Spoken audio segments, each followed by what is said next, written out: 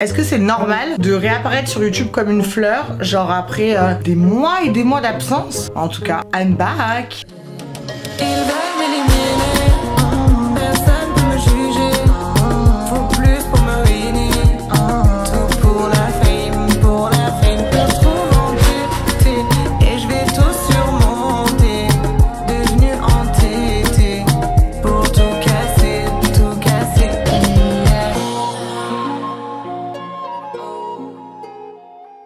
Bref, je suis de retour pour le bonheur de certains et le malheur d'autres, je pense, parce qu'il y en a qui peuvent pas se jicab ma tronche. Mais comme a dit un très grand sage du nom de Youssoufa, plaire à tout le monde, c'est plaire à n'importe qui. Et puis plaire à tout le monde, c'est plaire à n'importe qui. Du coup, je m'en tape. Pas de mieux que pour revenir une FAQ. Un petit peu ce qui a changé dans ma vie. Je crois que la dernière que je vous avais fait, c'était peut-être en janvier. En tout cas, il y a des choses qui se sont passées dans ma vie et puis nous allons en discuter simplement. Je vais boire un peu de café parce que ça a pas changé dans ma vie. Je vais juste prendre du coup ma FAQ, mettre mes téléphones sur silencieux, parce que je suis une meuf harcelée, voilà, on m'harcèle. Et je vous ai pris un petit peu dans un nouveau décor, en vrai je voulais faire ça dans mon décor classique de base que je fais d'habitude, mais en vrai je vais me make-up. Donc ça veut dire que je vais pas me foutre sur ma table de salon, ramener tous mes produits, me faire galère pour me make-up là-bas. On est intimiste, ça fait depuis 2018 qu'on se connaît, ça fait maintenant 5 ans.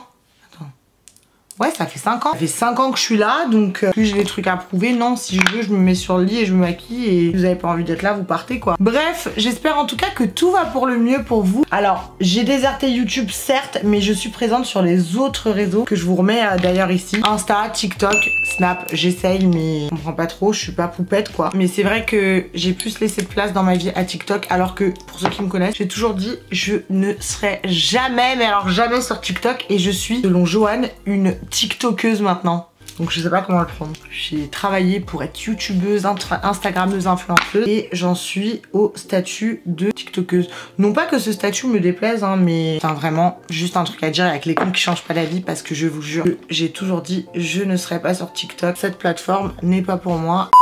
Qu'est-ce que je m'éclate à faire des trends actuellement. Bref, je mets juste mes crèmes. Bien sûr, la crème, faut pas en mettre que sur le visage. Hein. Moi, j'en mets de partout et mes gouttes Drink Elephant qui sont en rupture de stock. On ne sait pas à cause de qui, mais elles le sont. Hyper compliqué un chit-chat make-up. Il faut vraiment trouver le juste milieu pour tout. Ma base est foutue. On va commencer par 2 questions qui se suivent et qui se ressemblent à peu près. Est-ce que tu es toujours amie avec Joanne Paps? Non mais c'est réel. Je suis en tournage. Bisous. Au revoir. Est-ce que tu es toujours amie avec Joanne Paps et est-ce que tu comptes retourner des vidéos YouTube avec lui? Je suis toujours amie avec Joanne Paps.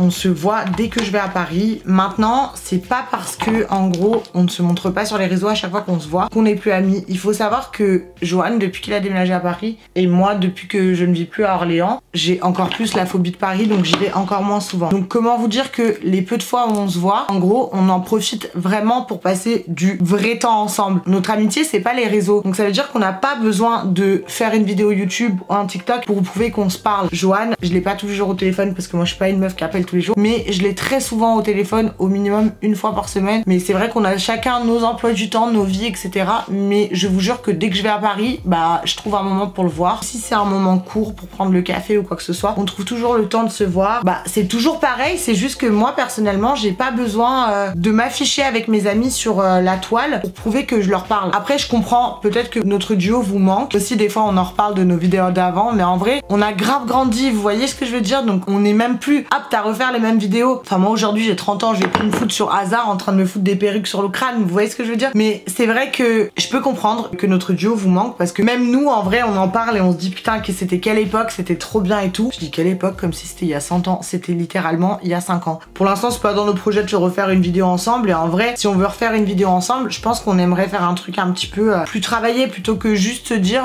allez let's go on fait une vidéo ensemble pour faire plaisir. Bien évidemment qu'on en a déjà parlé et que je pense que ça se fera, tout que je vais sûrement passer l'été à Paris. Peut-être que ça se fera à ce moment-là, voilà. vous savez tout. On passe à la question suivante et je suis en train de me tartiner de fond de teint Dior comme si ce fond de teint coûtait seulement 10 €. Ça c'est une question très intéressante. J'espère que je vais pas du tout pleurer avec vos questions ou quoi parce que je suis en train de me maquiller, ce serait vraiment pas le moment. Quelle est la leçon que tu as tirée, une histoire qui t'a servi de leçon au cours de cette année? Alors je pense qu'elle parle de 2023 mais je pense qu'on peut prendre... Ouais non, on va s'arrêter à 2023. Le passé c'est le passé, on reste à 2023. En vrai, ma plus grande leçon de 2023, je dirais que tu vois le monde peut s'abattre sur toi, genre, toute ta vie peut s'effondrer parce qu'en vrai, bah bref, parlons de mon ex. C'était toute ma vie et mon monde s'est effondré quand il m'a quitté. Genre mon monde s'est effondré et je me suis dit que je m'en relèverais jamais. Et en vrai, à partir de janvier 2023, février 2023, que j'ai commencé à comprendre que ma vie était mieux sans cette personne. Non pas que je la dénigre, pas que je crache sur notre relation, c'est un truc que je ferai jamais. Mais en tout cas, j'ai commencé à comprendre que ma vie personnelle était plus saine et meilleure sans lui. Et je pense que la leçon que j'ai tirée de 2023, c'est que malgré, tu vois, toutes les difficultés que tu peux vivre, alors pour certains c'est pas une difficulté, c'est qu'une rupture d'une relation d'1 an. Pour moi ça a été une grosse difficulté et une dépression. Malgré tout ça, j'ai réussi à me relever et à en sortir plus forte et à en tirer du positif parce que personnellement, moi, je ne cracherai pas sur cette relation jamais. Je vais pas cracher sur les relations que j'ai vécues ou les gens avec qui j'ai vécu, même si en face on le fait. Ce que je peux en tirer, c'est que bah je me suis reconstruite et je me sens tellement mieux dans ma vie et j'espère que vous le voyez et que vous le ressentez à travers mes stories, mes TikTok, etc. Je me sens vraiment mieux, genre je suis devenue une toute autre personne, enfin non pas une autre Roubaba, mais en tout cas j'ai une autre vibe, une autre façon de penser et franchement ça m'a grave libérée. Genre en fait je pense que j'étais un petit peu prisonnière de lui, mais dans cette relation je m'étais renfermée sur moi-même et je pense que c'était pas du tout la bonne chose à faire. En vrai je l'ai beaucoup dit tout au long de ma dernière relation, je me suis beaucoup perdue, beaucoup mise de côté et pour moi c'est pas du tout ça qu'il faut faire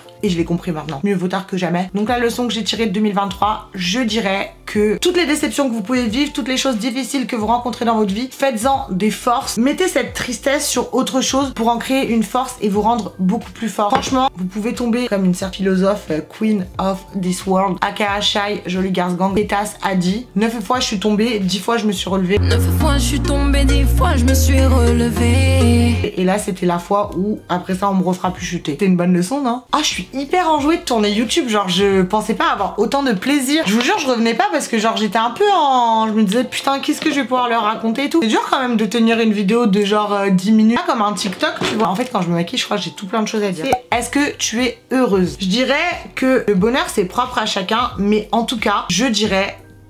Je pense pas être heureuse à 100% parce que c'est difficile d'atteindre selon moi un bonheur absolu, mais je suis beaucoup plus heureuse que lors de ma dernière relation. J'ai jamais été aussi épanouie personnellement et je trouve que c'est hyper important l'épanouissement personnel avant l'épanouissement à deux. Il y en a qui pensent que c'est une carapace que je me donne, mais je vous jure que pas du tout. Genre... Franchement, la dernière fois que j'ai pleuré pour ma relation, c'était en octobre, genre. Il y en a qui pensent que je suis pas passée à autre chose, qui pensent que... Vous savez, j'ai rencontré d'autres mecs entre temps, donc certains TikTok, c'est pas visé à mon ex, genre. Je voulais juste poser ça là. Je pense pas avoir atteint un bonheur absolu. Après, je pense être pas mal. Je fais un métier qui me plaît, je suis entourée de personnes que j'aime.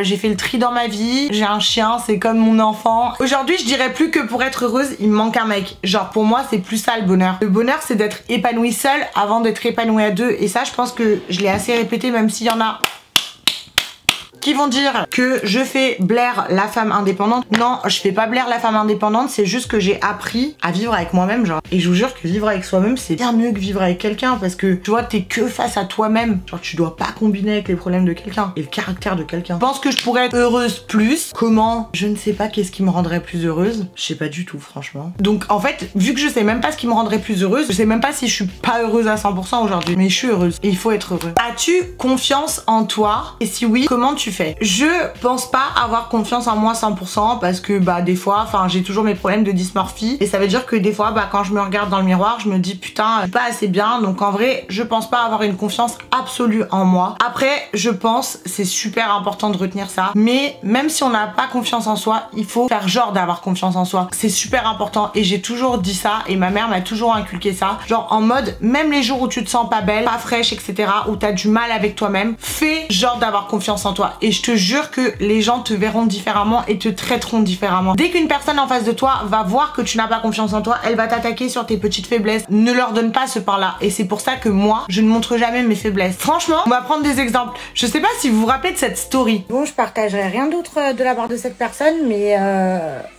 Elle est en train de me faire vivre clairement un putain d'harcèlement. Et j'en ai trop marre. Voilà, c'est en train de me saouler. J'essaie de rester zen et positive, mais c'est compliqué. Et ça me fout la mort parce que j'ai une tonne de taf à faire. Et elle est en train de me désorienter de ma journée. Waouh. J'ai même pas envie de parler d'elle ou de pleurer parce qu'apparemment c'est être faible de pleurer. Mais là, elle est en train de m'envoyer une tonne de messages. Et en l'occurrence, elle est en train d'envoyer des DM aussi à mon ex. Donc je suis un peu choquée par la situation. Genre, je comprends pas. Genre, si c'est quoi cette personne? Enfin, on est où? Genre... Genre, elle envoie des DM à mon ex, s'il vous plaît. Pour lui dire qu'il a bien fait de me quitter et tout. Genre, je sais pas si vous vous rendez compte. Et bien, après cette story, voilà, j'ai montré mes faiblesses, j'ai pleuré en story après ma vidéo avec Samdira parce qu'il y a une petite conne qui m'harcelait et qui envoyait notamment des messages à mon ex. J'ai reçu des messages de meufs qui ont pris une confiance absolue, qui me disent après genre 1 an et demi, ouais, ton ex s'est trompé avec une telle, tout machin savait, tout Orléans était au courant. Mais en fait, ça, c'est parce que j'ai donné du pain béni aux gens. J'ai pleuré, elle a vu que j'étais faible, donc elle m'a atteint sur ça. C'est pour ça que moi, j'essaye un maximum de pas montrer mes faiblesses. C'est pour ça que je pleure très rarement devant vous. Déjà, je trouve que je suis pas là pour faire pleurer dans les chaumières, mais que je suis là pour partager des good vibes et tout. Les 2 seules fois où j'ai pleuré devant vous, c'était l'interview de Samdira, la dernière, parce que Sam, c'est quelqu'un qui sait comment me parler et qui sait comment me faire sortir les choses, et je l'aime beaucoup d'ailleurs. Et lors de ma rupture, à l'époque avec... C'était vraiment, je crois, les 2 seules fois où j'ai pleuré vers vous. Et par exemple, vous voyez ma dépression par rapport aux réseaux sociaux, par rapport à mon nez. Je n'ai jamais parlé au moment T parce que, encore une fois, je vous jure qu'il faut toujours prétendre d'avoir une confiance absolue en soi. Parce que dès lors que tu vas montrer, encore une fois, comme je te dis, ne serait-ce qu'une moindre petite faille à tes ennemis, ils vont s'en servir contre toi. Et ça, c'est peu importe l'influence, peu importe tout, ça c'est dans la vie de tous les jours. Ne montre pas aux gens que tu n'as pas confiance en toi. Même si tu n'as pas confiance en toi, fais genre que tu as confiance en toi. En agissant comme ça, vous allez voir que les gens vont se comporter d'une totale autre manière avec vous. Et ça, je vous jure que c'est pas du mytho, c'est réel. Et même si c'est triste à dire, hein, c'est littéralement réel. Les gens vont traiter autrement une personne qui a confiance en soi et autrement une personne qui n'a pas confiance en soi. Donc, je dirais que je n'ai pas une confiance absolue en moi. Je vous montre un peu mes faiblesses. Mais qu'au quotidien, je prétends avoir une plus grande confiance absolue en moi. Comment tu as fait pour changer radicalement de style de vie et t'y tenir? On va dire que mon changement de vie, en vrai de vrai, j'ai commencé le sport pendant le Covid, mais tout ce qui est arrêter de sortir, etc. est arrivé avec ma relation, donc au final elle m'a apporté quelque chose de positif cette relation. J'ai arrêté de sortir en boîte parce que j'étais posée avec mon mec et que du coup il avait un emploi qui fait que c'était mieux pour lui de pas sortir. Mais en vrai j'ai arrêté de sortir beaucoup à ce moment-là, enfin j'ai réduit mes réseaux à ce moment-là. J'ai commencé aussi beaucoup à aller au sport. En vrai, le radical, c'est arrivé après ma rupture, mais ça, je crois que je l'avais déjà dit. J'avais besoin de trouver quelque chose. Je sais pas, ça va paraître trop bizarre, mais comme je vous ai dit, j'ai fait un déni de ma rupture, enfin, de tristesse plutôt, je dirais, que de ma rupture. J'ai fait un déni de tout ça et c'était lié surtout au fait que j'avais trouvé un échappatoire. En fait, au lieu de pleurer, je passais tous mes nerfs, à la salle de sport. En fait, je me faisais du mal en portant des charges lourdes et ça me faisait passer toute ma douleur. Alors, ça fait vraiment psychopathe de dire ça, mais c'est pas grave. On est en toute transparence, hein, on est ensemble depuis 5 ans, donc si vous êtes encore là, c'est que vous me connaissez. Franchement, j'ai juste fait de ma tristesse et de ma douleur une force. Et je me suis dit, trouve-toi un échappatoire. Et mon échappatoire, ça a été un changement de style de vie radical. Parce qu'en gros, lui, il a ce style de vie que j'avais avant, que j'aime pas du tout. Comme j'aime pas ce style de vie chez les autres, et je me suis dit, j'ai plus forcément envie de l'avoir. Alors après, encore une fois, je suis pas non plus une sainte. Il m'arrive parfois de sortir avec mes copines, de boire un verre, mais beaucoup moins qu'avant. Et c'est vrai que le sport a pris une place, en fait, je dirais tellement grande dans ma vie, et je pense que c'est venu combler le manque de ma dernière relation. Et c'est pour ça qu'aujourd'hui, quand on me dit est-ce que t'as envie d'être en couple, franchement, pas forcément, parce que je sais pas si avec ma routine actuelle je peux laisser de la place à quelqu'un, parce que moi j'ai mon truc et je sais que je me mettrai plus jamais de côté, enfin je m'oublierai plus jamais pour quelqu'un. En fait, j'ai été tellement déçue de m'oublier pour quelqu'un et que cette personne n'en valent malheureusement pas la peine. Je sais pas si aujourd'hui je pourrais à nouveau m'oublier pour quelqu'un, me mettre de côté pour quelqu'un, et du coup c'est pour ça que je fais la femme indépendante qui ne veut pas être en couple, parce que en fait je pense tout simplement qu'aujourd'hui dans ma vie, dans mon quotidien, avec mes amis, ma famille, mon sport, mon chien, etc., j'ai malheureusement pas la place pour un mec, genre. Et j'en suis pas triste, moi je suis très bien comme ça. Après il y en a qui disent que c'est pas normal, qu'à 29 ans je sois pas posée, etc. Ça encore c'est un autre débat et on pourrait en faire une vidéo YouTube très complète parce que j'aurais plein de choses à dire. Pour moi, il n'y a pas d'âge pour être en couple. Si j'ai pas envie d'être en couple, il y a personne qui va m'y obliger et sûrement pas des haters sur TikTok. Je pense que je vis ma vie et je me prends pas la tête, et le jour où je me sentirai prête, quand je rencontrerai quelqu'un qui a mes principes et mes valeurs, et ben du coup peut-être qu'à ce moment-là, cette personne-là me donnera envie de lui faire un petit peu de place dans ma vie. Je souhaite coup de courage à cette personne parce que trouver de la place entre mon sport, mon chien et tout ça, bon courage. Je sais pas si j'ai vraiment répondu à la question, j'ai l'impression que je me suis un petit peu égarée. Où en es-tu? Question love, est-ce que tu as un crush? Ça c'est vraiment genre the question, genre vous êtes trop intéressé par ça. Bah comme j'ai répondu précédemment, je pense pas que j'ai de la place pour une relation hyper sérieuse et vivre avec un mec. Après oui, je parle à des garçons, enfin je reste un être humain. Je vois des garçons, je fréquente des garçons, mais rien de bien sérieux. Parce que moi-même j'en ai pas forcément envie. Je me comporte d'une manière qui ne leur donne malheureusement pas envie. Et je suis désolée pour eux. Il y en a beaucoup qui d'ailleurs m'ont reproché d'être très froide, très distante, etc. En fait, je me vois pas me foutre dans une situation, genre, je sais pas comment vous expliquer. Parler à quelqu'un, ça me saoule absolument, genre. Je trouve que c'est de la perte de temps. Et je sais pertinemment que pour rencontrer quelqu'un, je dois parler à quelqu'un. Mais aujourd'hui, genre, la flemme de passer des heures au téléphone. C'est quoi ta couleur préférée? Tu fais quoi dans la vie? Non, c'est quoi tes hobbies? Non, franchement, je peux pas. À moins que ce gars-là que je rencontre ait un méchant truc en plus et qu'il me donne l'envie de m'ouvrir. Mais pour l'instant, en fait, à chaque fois que je rencontre un mec, il y a toujours un truc qui va me dégoûter à la mort. Genre, à la mort. Il y en a un, par exemple, il m'a fait l'action au resto, du booking. Alors ça m'a dégoûté de lui. Ensuite, si je vais sur leur Insta et qu'il follow trop de meufs, ça a le don de me dégoûter. Ensuite, quoi d'autre? Quelqu'un qui sort trop dans la mala, mais ça me dégoûte. Quelqu'un qui boit grave, ça me dégoûte. Quelqu'un qui suit... C'est triste à dire. Non, je peux pas dire ça. Bah si, je suis honnête. Mon ex s'est tapé beaucoup de mes abonnés, elles se sont fait une joie de me le montrer. Après c'est pas grave, c'est pas toutes mes abonnés qui sont comme ça, mais malheureusement aujourd'hui, je rencontre un mec et que je vais sur son Insta et que ouais je suis une fouine, ouais je suis un peu les FBI, et que je vois qu'il suit des meufs qui me suivent, c'est un peu rédhibitoire. Mais ça encore une fois, ça l'était pas à la base. Ça l'est devenu là parce que mon ex a fait des trucs comme ça et que genre j'ai plus du tout envie de revivre ça, genre c'était un enfer. Et j'avais l'impression que les meufs qui m'envoyaient ça, c'était des meufs qui me suivaient mais qui se faisaient une joie de me faire de la peine, genre je sais pas comment vous expliquer. Et du coup, en fait, comme j'ai envie d'éviter tous les problèmes, pour moi c'est rédhibitoire. Mais je sais que c'est compliqué aujourd'hui, je suis suivie par une majeure partie de filles et du coup je sais que c'est compliqué de trouver un mec qui connaît aucune de ces filles qui me suivent, genre. Et ça c'est un pote qui me l'a dit, c'est que malheureusement genre t'es forcément suivi par une meuf à qui on parle ou à qui on... Enfin... Ouais, mais je peux pas. Genre, non pas que j'ai un problème contre mes abonnés, mais j'ai un problème contre mes abonnés filles qui ont voulu me faire du mal l'été dernier. Elle, j'ai vraiment un problème contre elle. Du coup, voilà, c'était ça la question. Donc en vrai, niveau cœur, j'en suis nulle part. Et je suis pas plus mal comme ça. Après, Dieu seul sait ce qui peut se passer. Hein. Demain, je peux rencontrer un mec qui va me faire complètement changer d'avis. On sait pas le destin de quoi il est fait, mais en tout cas, aujourd'hui, il y a personne qui a chamboulé genre mon cœur. Alors, 2 questions concernant mon ex, parce que ça vous intéresse vraiment. La raison de ta rupture, est-ce que tu es passée à autre chose? Alors, on va commencer par est-ce que je suis passée à autre chose? Je suis complètement passée à autre chose, vraiment. Après, je vais pas vous mytho. Il y a des moments où on s'est rappelé, c'est quand même quelqu'un avec qui je suis restée 1 an. Mais là, ça fait plus de 4 mois qu'on s'est pas parlé. Donc en vrai je suis complètement passée à autre chose, j'ai même plus ce besoin de lui parler. À un moment j'avais ce besoin un petit peu de lui parler parce que c'est un peu genre mon tout, mon meilleur ami, mon mec, genre mon confident. C'est avec lui que je partageais tous mes problèmes du quotidien, etc. Mais en vrai je stalk même plus son Insta. Donc c'est là que j'ai compris que j'étais passée à autre chose, genre je m'en tape, genre de qui il follow,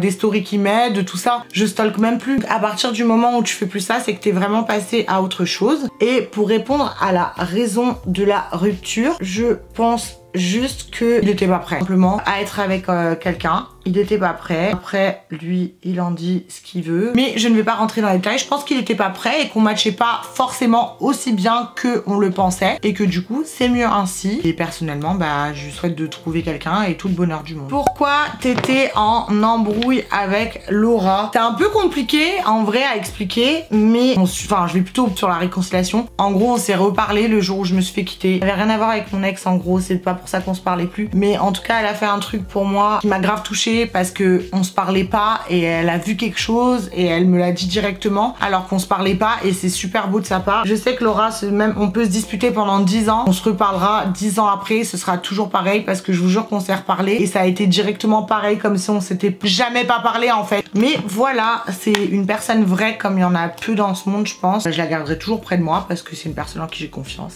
Et voilà. Comment fais-tu pour passer les mauvais moments? C'est quoi, genre les moments où je suis triste, parce que ça m'arrive très souvent le matin, hein, genre je suis en bad pour rien. Vous savez, je suis littéralement un scorpion. Donc ça veut dire que tout peut aller super bien dans ma vie. Vous savez, les scorpions, on est un peu autodestructeurs. Donc on va se foutre dans une situation où on est triste. Alors que t'as rien pour être triste, genre. Est-ce que je me fais les sourcils en brolife? Tu vois, c'est le seul problème de ma vie. Franchement, j'écoute Nino qui trace ses lèvres comme ça. Vous allez dire elle est folle, mais dès que je suis triste, genre j'écoute Nino. En gros, je sais pas, il m'apporte tellement dans ses mélodies ce mec, genre je dis ça comme si c'était quelqu'un de ma famille. Mais je vous jure, j'ai l'impression que c'est un membre de ma famille. Genre tellement je l'aime. Attendez, je trace mes lèvres parce que je peux pas parler de Nino et tracer mes lèvres. Mais tellement je l'aime, tellement genre ses mélos c'est quelque chose pour moi. Je dis ça et je continue à le faire, putain. Vraiment, quand je suis triste, j'écoute Nino et genre ça va direct mieux. Un exemple, j'avais peur de mourir pendant mon opération du nez et des seins. Alors j'avais vraiment peur de mourir. À chaque fois je fais une anesthésie générale, genre je pleure. Donc, vu que j'avais grave peur de mourir, genre tout le trajet pour l'hôpital, fallait pas me parler. J'écoutais Nino et j'écoutais particulièrement une chanson de Nino et c'était Goutte d'eau. J'ai dû l'écouter pendant littéralement 1h30 avant de partir au blog. Donc franchement, dès que je suis triste, je me fous du Nino dans les oreilles. Surtout son album Destin qui est un de mes préférés. MLS 3 aussi, j'adore. Mais vraiment, j'écoute Nino à foison. Et d'ailleurs, je pensais, genre tellement il est important dans ma vie. Je vais me prendre pour une grande dingue. Mais il est vraiment important dans ma vie, je sais pas, on dirait c'est... Je sais pas. J'ai envie de me faire tatouer Destin sur la main. Après, ça veut tout et rien dire Destin. Personne saura, à part vous et moi, que c'est pour Nino, quoi. Du coup, voilà, je pense que si vous n'êtes pas bien dans vos vies, écoutez Nino et ça ira mieux. J'espère avoir fait à peu près le tour de vos questions et j'espère que vous êtes contents de m'avoir revu. Moi je suis super enthousiaste et heureuse, genre j'ai envie d'enchaîner sur 3-4 vidéos mais j'ai pas d'idée pour le moment. Je suis trop contente d'avoir pris la motivation de vous tourner une vidéo YouTube parce que ça faisait grave longtemps. Et en fait je me sens mieux dans ce mood de chambre, je sais pas ce que vous en pensez, dites-moi en commentaire. Mais voilà, j'espère qu'en tout cas que vous avez kiffé ce petit chit-chat make-up, que j'ai pu répondre à vos questions et que bah vous m'en voulez pas et que vous m'aimez toujours. Et en tout cas moi je vous aime. N'hésitez pas à me rejoindre sur tous mes autres réseaux parce que même si je suis pas présente ici, je suis présente sur les autres, mais là promis je serai présente. Franchement, je vais trouver des idées. Voilà, je vous aime très fort, merci d'avoir suivi cette vidéo.